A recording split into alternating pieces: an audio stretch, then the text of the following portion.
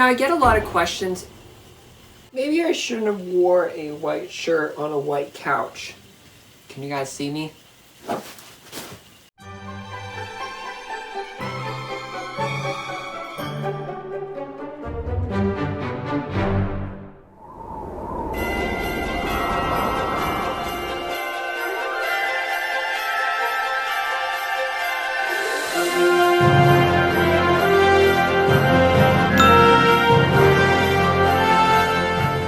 Hey guys, welcome back to my channel. Well, today I am very excited, and you probably could tell from the title.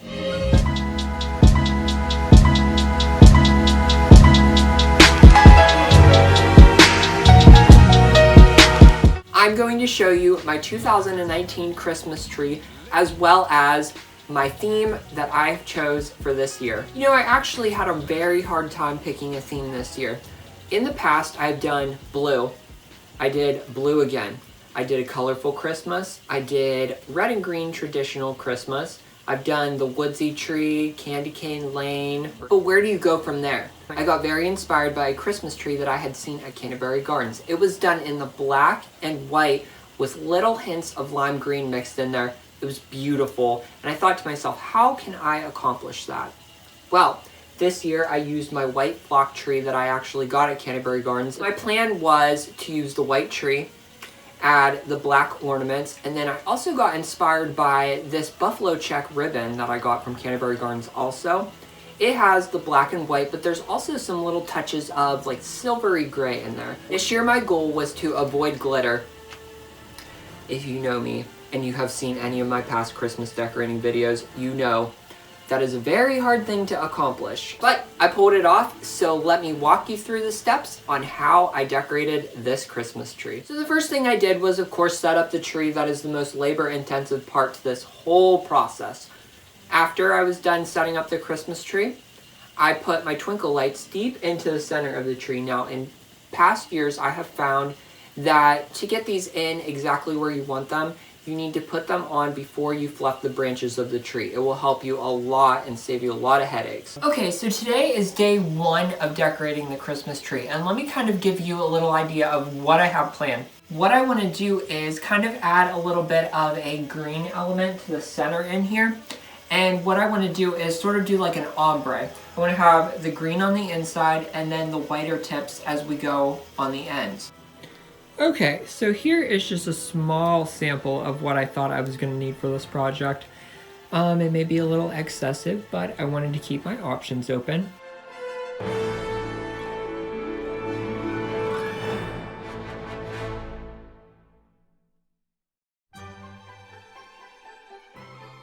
Okay, so I just got the greens into the tree, and I love how it turned out. Now I gotta say, doing this Christmas theme, I wasn't exactly sure I was gonna have enough stuff to do this tree. So what I did was I filled the inside of the tree with all of the picks and sprays, and that's a good tip for you guys to use if you're having a hard time filling up the tree. They take up a lot of space on the inside of the tree, and then you can focus more on putting your ornaments on the outer parts of the branches. So after I got all those branches into place, I worked on the tree topper.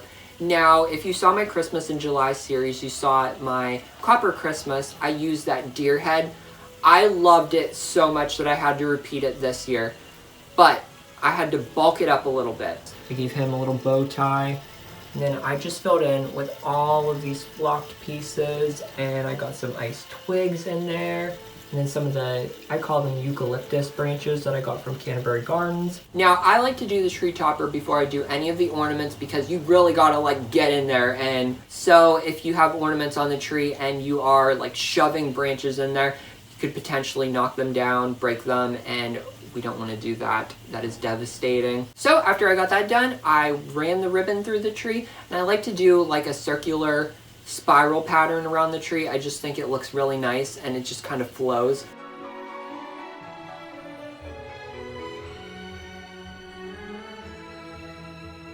Alright guys, so I just got the ribbon all finished, and what I did was I put the silvery ribbon going down in a spiral pattern, and then I just made these little bows Now, after we get that done, it is time to place the ornaments on the tree. So what I did was I just went through and evenly distributed the ornaments through the tree. I like to put the plain ornaments on the inside of the tree, and then as I work my way out, use my more fancy ornaments. Alright, so I have some of the ornaments laid out here, and my goal was to avoid glitter. As you can see, that did not go as planned, but I have all of these ornaments. Now, these were ones that were in my collection, and then these are all of the new ones from Canterbury Gardens this year. So I think what I'm going to do is start with like these larger size ornaments to make sure that I have spaces for them, and then I will just go to town and decorate the rest of the tree. So let's get started.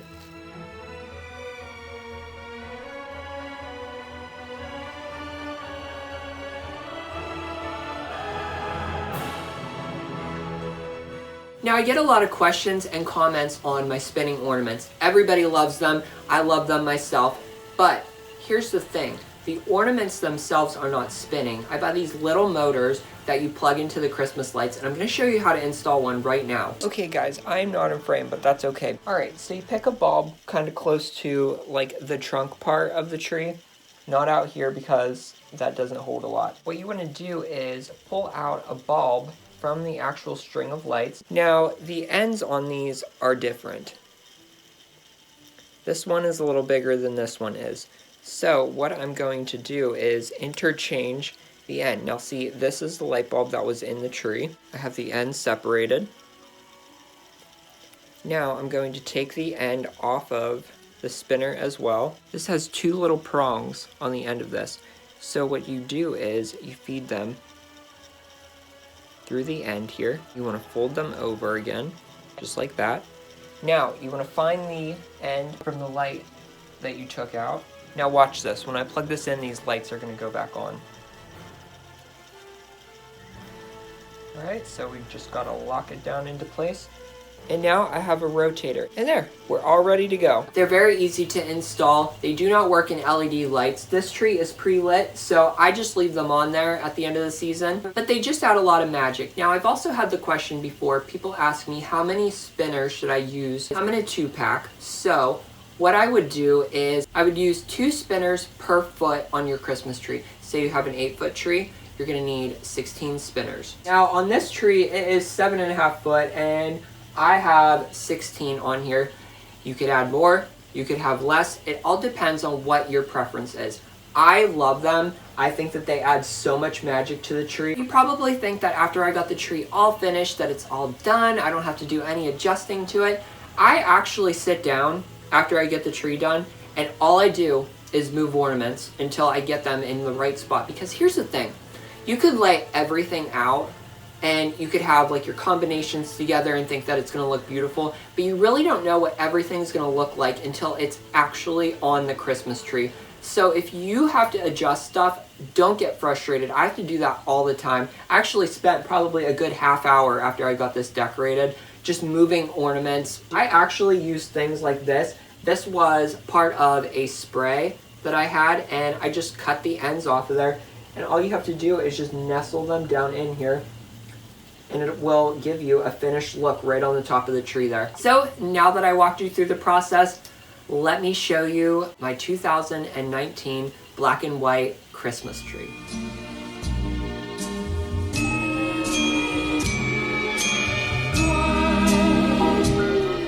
White Christmas.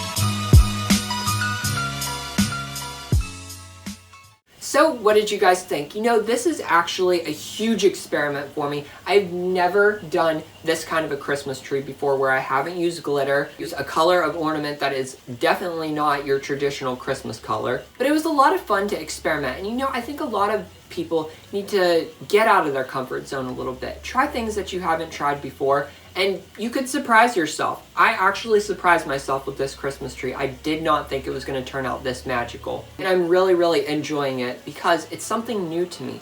But here's the thing. A lot of these ornaments that are on this tree I've used in multiple different Christmas themes. Even with this theme being completely new, something that I've never done before, there are still parts in this tree that remind me of past Christmases. They remind me of family and friends. They remind me of things that I've done in the past that really have gotten me to this point. I love being able to share my Christmas decorating with all of you guys. I'm so glad that you're all here. I'm glad that we all have the same interest in Christmas. And I want to give a big shout out to Canterbury Gardens because they are a huge help to these videos.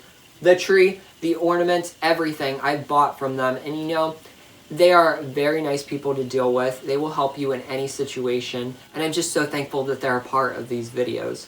With that being said, there are still a lot more Christmas videos that are on the way. I have a lot of different other ideas that I want to share with you guys this year. And I hope that you'll subscribe down below so you don't miss any of those. I know it's going to be kind of different, kind of experimental, but I'm excited. I'm really excited to show you guys what I have planned for this year. I will see you guys in the next video. I hope you all enjoyed this one, and Merry Christmas. Bye, guys.